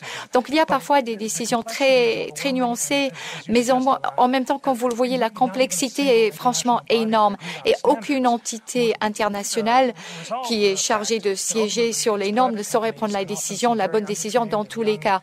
Et souvent, ces entreprises ont des salariés qui prennent des décisions très importantes sur la vie privée, sur la liberté, qui n'ont pas vraiment été formés pour. Vous nous ramenez à un point justement effectivement de l'exposé de Mireille Delmas-Marty. J'aurais envie de vous demander à tous les deux de manière courte, pour une question extrêmement compliquée, à quoi pourrait ressembler justement l'état de droit international dont parlait Mireille Delmas-Marty et qui pourrait constituer une avancée positive dans ces problématiques. Alain Bois. Paradoxalement, d'un point de vue commercial ou d'un point de vue technologique, il y a des outils. On ne les a pas dotés de la partie régulation et contrôle Et d'ailleurs, dès qu'on commence à les doter, on voit apparaître des tentatives de contournement qui sont en général tolérées par une très grande hypocrisie des États. C'est notamment la chose en matière financière. Il n'y a pas d'organe mondial de régulation financière, mais chaque autorité nationale ou l'émergente autorité européenne dit des choses, et le lendemain, on apprend que le shadow banking est en train de déverser plus d'argent tous les jours que les circuits officiels, dans une totale indifférence et dans une absence de régulation. C'est là où il y a une différence entre la régulation et le contrôle. Quand vous prenez l'ICANN dit, voilà, Internet, ça fonctionne comme ça, il y a des noms de domaine à la fin.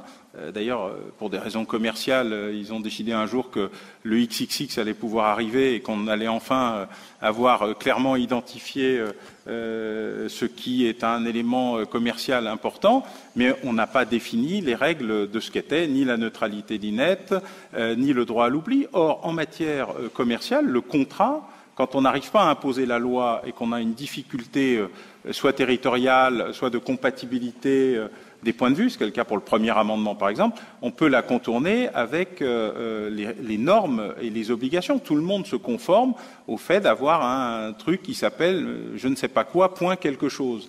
Eh bien, c'est la même chose que pour le code de la route. À un moment, dans le monde entier, même si on roule à droite ou à gauche, il y a des feux rouges, des passages piétons et des règles qui ont été communément admises. C'est exactement la même chose.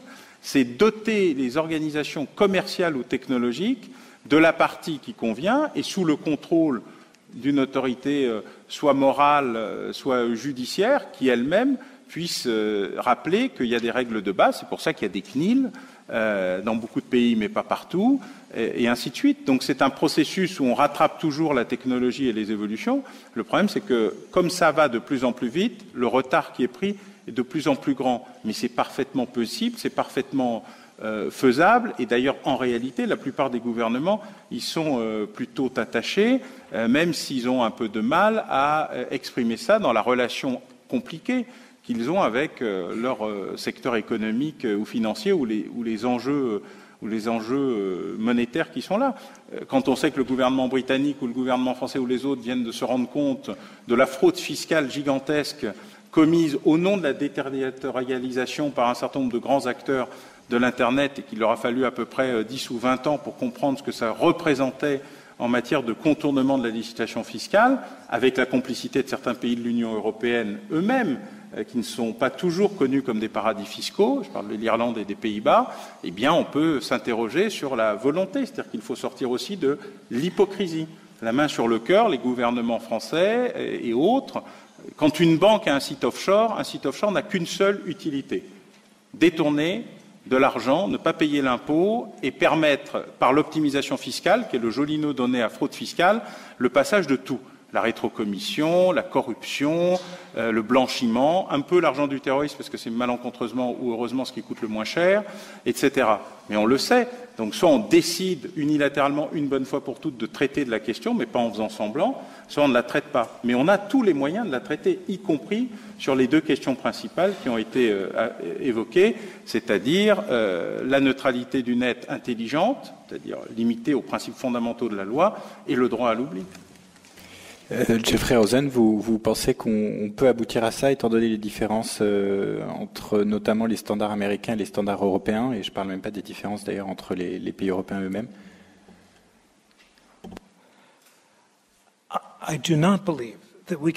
À mon avis, non. Je suis convaincue que nous ne pourrons pas trouver un accord universel et je crois réellement, je suis convaincue que ce qu'il faut, c'est une approche décentralisée. Il ne faut pas croire qu'une solution globale puisse nous aider. Il y a une différence si profonde dans notre façon d'interpréter le droit à l'oubli et la liberté. Nous, aux États-Unis, on parle surtout, par exemple, de la liberté. Vous, en Europe, vous parlez de la dignité. Et à mon avis, on ne va pas atteindre un consensus sur ces différentes questions. En revanche, ce qui est magnifique avec Internet, c'est qu'on n'a pas besoin de cette approche de sommet vers le bas. Il est tout à fait possible pour Google, par exemple, de décider que tel ou tel film qui critique Kemal Atatürk ne respecte pas le droit turc et ainsi, il faut utiliser un système de blocage par IP pour bloquer l'adresse ou le protocole IP en Turquie. Et à ce moment-là, les utilisateurs turcs n'auront pas la possibilité de visionner tel ou tel film, mais les personnes partout dans le monde pourront le voir. voir. Le gouvernement turc voulait que ce film soit bloqué partout dans le monde parce que pour eux, tous les musulmans pouvaient se sentir insultés, mais Google a refusé d'accepter cette requête et ensuite c'est Google qui a été bloqué en Turquie pendant une assez longue période de temps. Mais personnellement, je suis convaincue que le blocage à travers l'adresse IP ou le fait de mettre en place une loi en France qui permet de protéger les images numériques de façon plus rigoureuse et vigoureuse qu'aux États-Unis, le fait aussi de permettre aux Américains de ne pas mettre en place certains systèmes de traçabilité. Par exemple, aux États-Unis, on parle de la possibilité de permettre aux gens d'enlever certains cookies. Tout cela mène vers la liberté. Et je pense aussi que beaucoup des solutions vis-à-vis des problèmes que nous avons évoqués sont surtout technologiques et non pas juridiques. Le problème avec l'oubli, cette question d'oubli technologique pourrait être réalisé si on applique un système avec des dates. Facebook, par exemple, pourrait nous rendre les choses beaucoup plus faciles. On pourrait, en tant qu'utilisateur, avoir la possibilité de dire si on veut que telle ou telle photo reste sur Facebook ou sur Google pendant un mois, pendant une journée ou pendant 10 ans. Et beaucoup de problèmes auraient pu être invités si cette décision-là avait été prise au départ par les personnes qui postaient les photos. Et nous, par la suite, on pourrait contrôler nos images de cette façon en disant si oui ou non Google doit stocker les photos pour toujours. Donc, je pense que nous vivons des moments très importants, nous en Europe et nous aux États-Unis. Et je pense que le plus mauvais chemin, ce serait d'imaginer que, on peut avoir un système global qui fonctionne pour tout le monde. Je pense que c'est totalement inapproprié. Je pense qu'au contraire, il est possible d'avoir des lois sectorales qui permettent à chaque pays de respecter ses normes et ses valeurs sans les imposer sur tout l'Internet. Je vous écoute. Oui, bien sûr.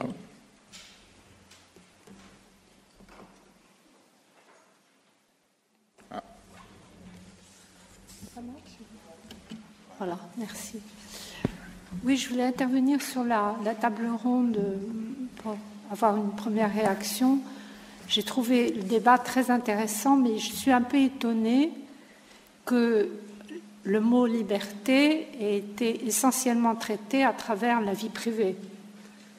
Or, la liberté, c'est d'abord la liberté d'aller et venir.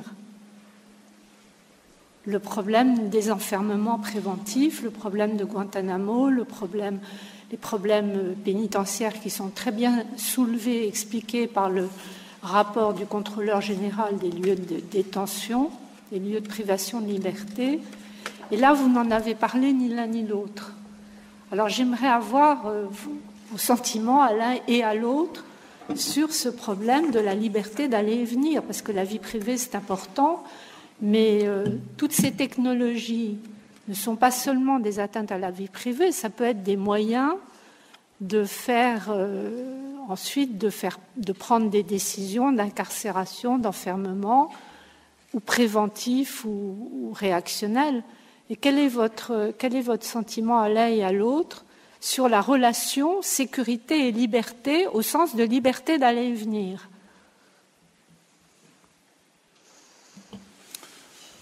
Alors, il y a deux problèmes. D'abord, la liberté d'aller et venir, elle a toujours été contrôlée ou régulée. Il n'y a pas de liberté absolue d'aller ou venir, il n'y en a jamais eu.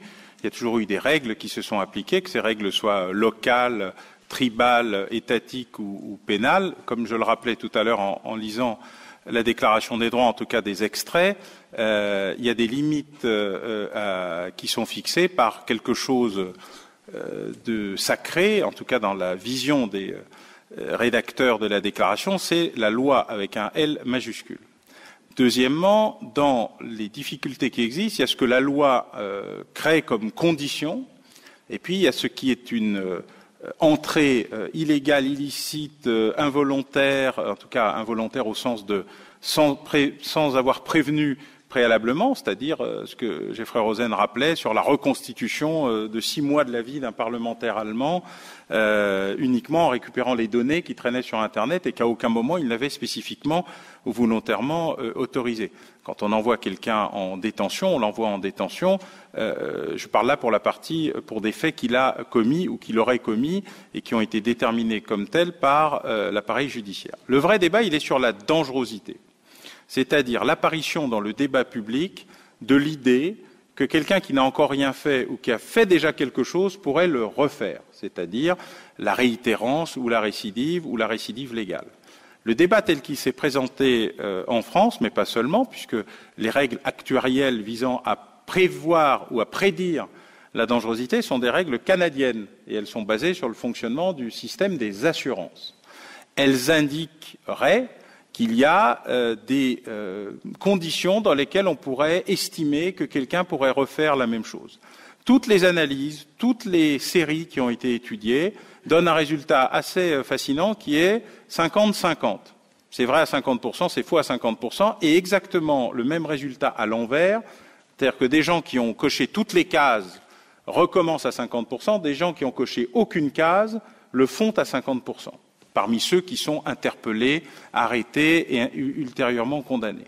Donc moi, je considère que le débat sur la dangerosité devrait mécaniquement s'arrêter faute de preuves et d'éléments, et que le débat sur la technologie doit être adapté en fonction de ce à quoi elle doit servir, préventive, dissuasive ou permettant de découvrir a posteriori qui a commis un acte particulier. Et en la matière, notamment sur la question de la vidéoprotection, ou de la vidéosurveillance, ou de la manière dont on voudra bien l'appeler, puisqu'elle a beaucoup de noms, vidéotranquillité, ici ou là, il y a un débat qui est la manière non pas dont l'outil existe, mais dont il est contrôlé, dont il est limité, et dont l'usage doit être réduit à son objet pur et pas à une extension illimitée. Il y a d'ailleurs de ce point de vue-là des exemples et des contre-exemples, dus pour l'essentiel à l'activité de la CNIL, y compris quand elle n'était pas compétente du tout sur cette question. C'est-à-dire que l'idée qu'on puisse mettre des caméras partout et qu'avec ses petits bras musclés, elle puisse arrêter les voleurs n'a aucun sens. L'idée que ça soit préventif pour un acte spontané n'existe pas.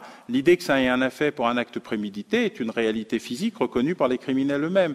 Et donc le passage d'un débat généralisé à un débat spécialisé est ce qui permet d'identifier et de clarifier la manière dont on garantit la liberté d'aller et de venir dans le cadre de la Déclaration des droits, c'est-à-dire en limitant les capacités ou la capacité à attenter à la liberté d'autrui en commettant des actions qui sont prévues et réprimées par la loi.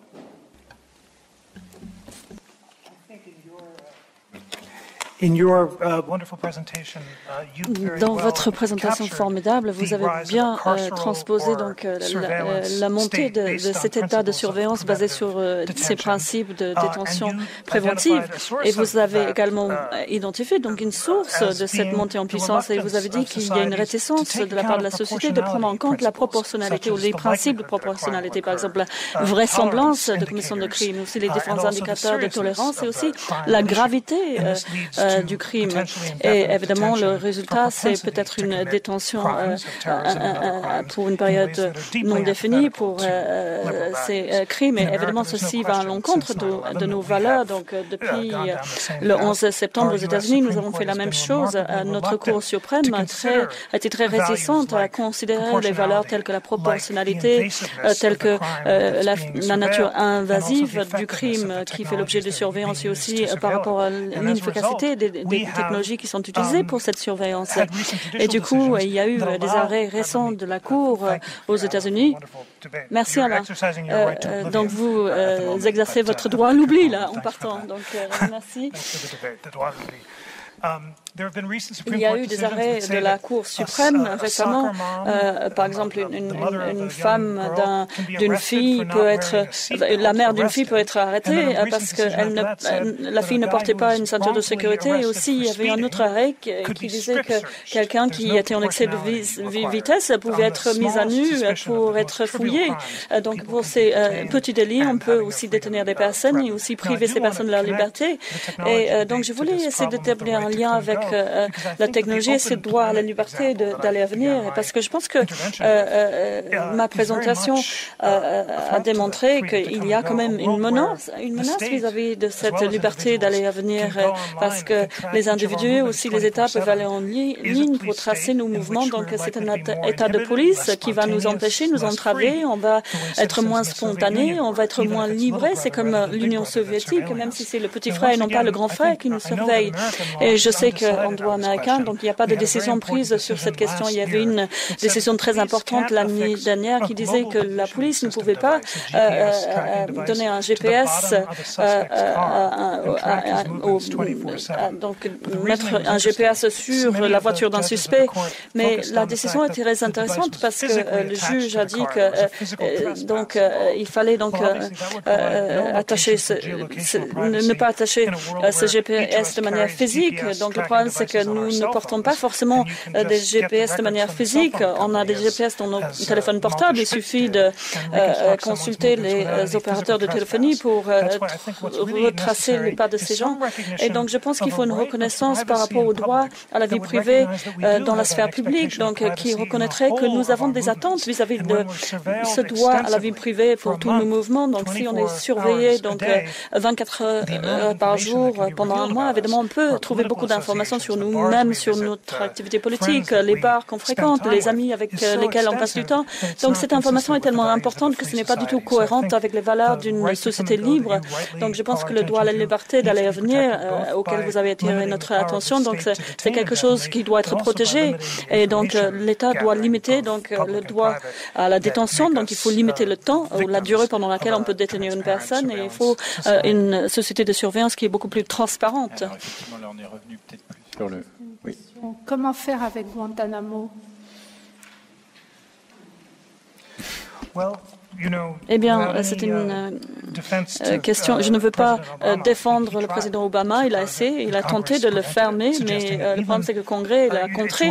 Et avant la première élection d'Obama, de manière imprécise, moi, j'avais prévu que ce serait notre premier président qui allait défendre les libertés civiques, mais en fait, c'est pas du tout le cas. Donc, il y a beaucoup d'exemples.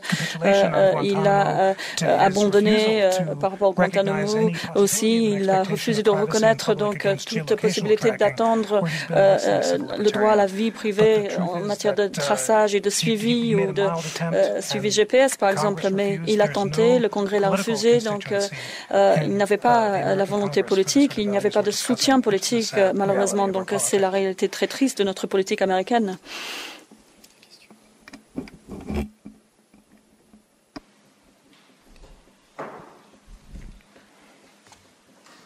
Sinon, attention, je vais m'y mettre, parce que j'en ai plein que je n'ai pas pu poser. Si. Monsieur Rosen a bien souligné le fait que quand on parle de sécurité et d'insécurité, on est dans des représentations subjectives et que ces représentations subjectives varient entre les pays, varient entre les personnes, et donc on est bien dans la constitution à un moment d'une représentation plus ou moins hégémonique au sein d'une population et qui évolue. Madame Delmas-Marty a souligné aussi que ce sentiment avait sans doute émergé aussi avec la prise de conscience de la contingence de l'avenir et de l'insécurité de notre incapacité de prédire avec précision ce que nous allions devenir. Alors, la question que je voudrais vous poser, c'est comment est-ce que vous commenteriez l'importance dans cette évolution des représentations de l'utilisation par les systèmes sociaux dans leur perdiférenciation pour, d'utiliser ce concept émergent pour augmenter leur pouvoir. Je crois que ça a été dit d'une façon indirecte pour, 2011. On pourrait dire que d'une certaine façon, la lutte contre la drogue qui a été, initiée par l'administration Nixon pour prendre, au moins c'est une des approches possibles d'analyse, sa façon de prendre le pouvoir contre les démocrates au moment des élections, à l'époque où on avait une certaine remise en question de la politique des démocrates américains, a été reprise ensuite et est devenue quelque chose de suffisamment important pour que ça ne soit pas remis en question par la suite. Et on peut dire que par d'autres domaines, on peut avoir, la santé l'utilise et on a l'impression que quelque part tout communique pour utiliser quelque chose qui est intéressant pour, voilà. Donc c'était un petit peu dans ce domaine et on a vu depuis quelques années en France en quoi, alors qu'on n'a pas de modification de la réalité de cette insécurité dans la population, quelque chose qui prend, je dirais, une incidence politique assez importante pour multiplier des lois. Alors, Jeffrey Rosen. Je pense que vous avez tout à fait raison. Vous avez raison. Les pays changent, les identités changent, les perceptions changent, mais les systèmes de surveillance peuvent être gelés dans le temps et peuvent geler ces profils et peuvent geler ces identités et les graver dans le marbre. Et évidemment, ceci va à l'encontre des libertés civiques dont vous avez parlé. Donc, quelle est la solution à ce problème?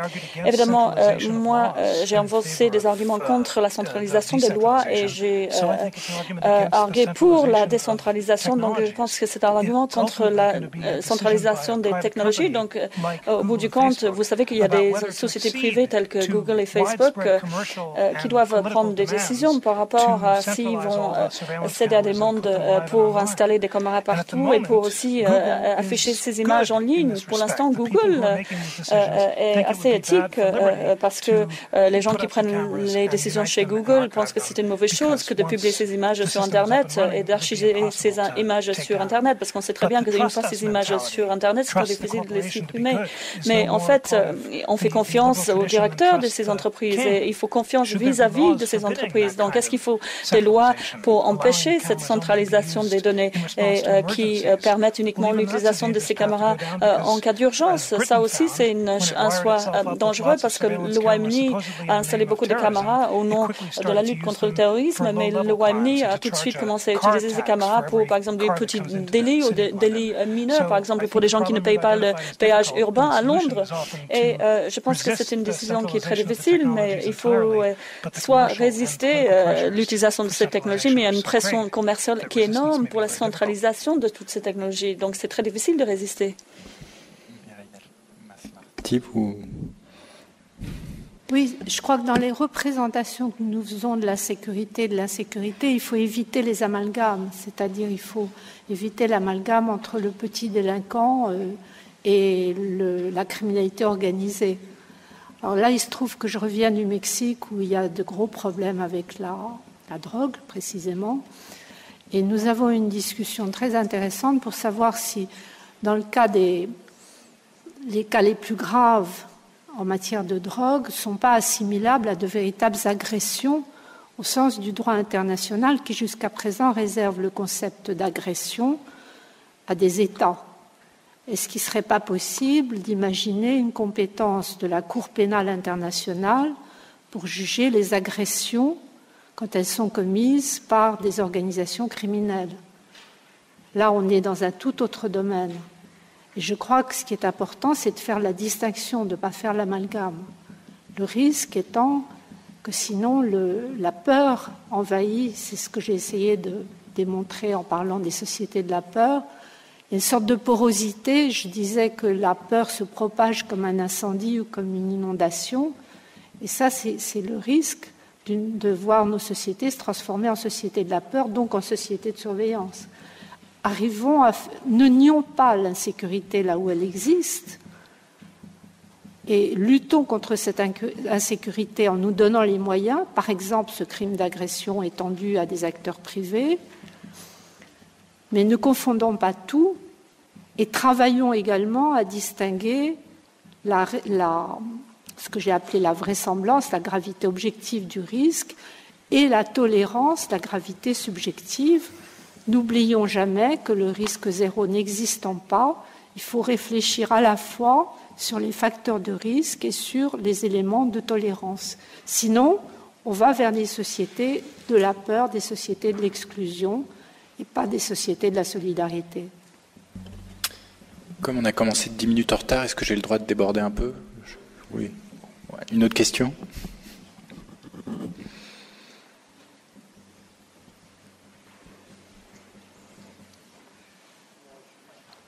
Pas de questions?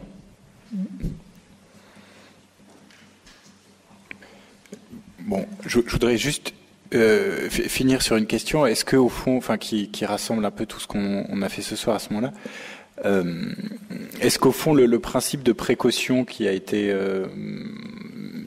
très à la mode dans les années 90, qui aujourd'hui même en termes de santé publique et de risques naturels commence un peu à être critiqué. Est-ce qu'au fond ce principe, dès lors qu'il est appliqué à la sécurité, ne met pas en danger les libertés? Est-ce qu'il est compatible avec les libertés? Allez-y.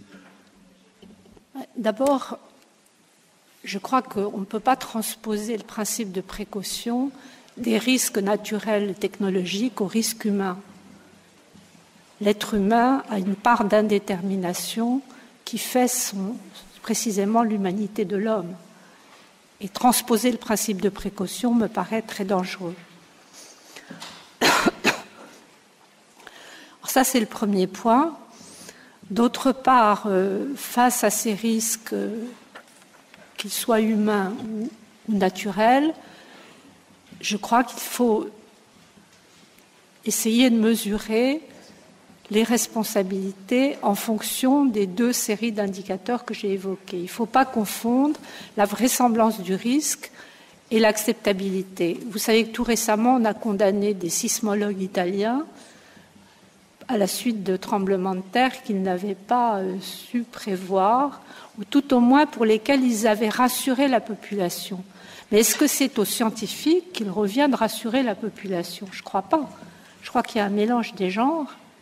Les scientifiques établissent le degré de vraisemblance du risque, mais la responsabilité politique, c'est de dire si on prend le risque pour telle et telle raison, ou si on ne le prend pas.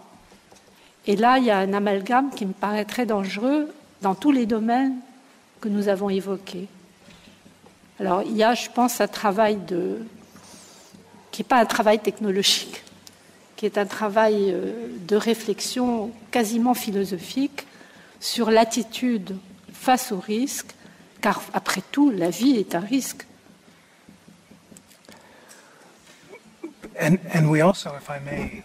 Oui, et pour rebondir sur votre conclusion très éloquente, c'est vrai qu'il faut penser aux limitations et aux réalités de la politique démocratique. Donc, vous avez été très convaincante ce soir. Et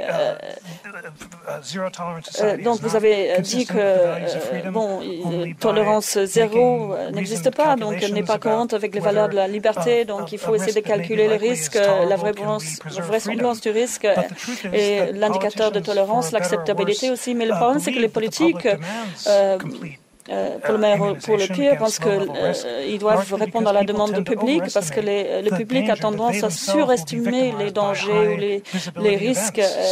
Et aussi les politiques ont tendance à surestimer les conséquences d'un risque qui s'avère vrai sur leur mandat politique.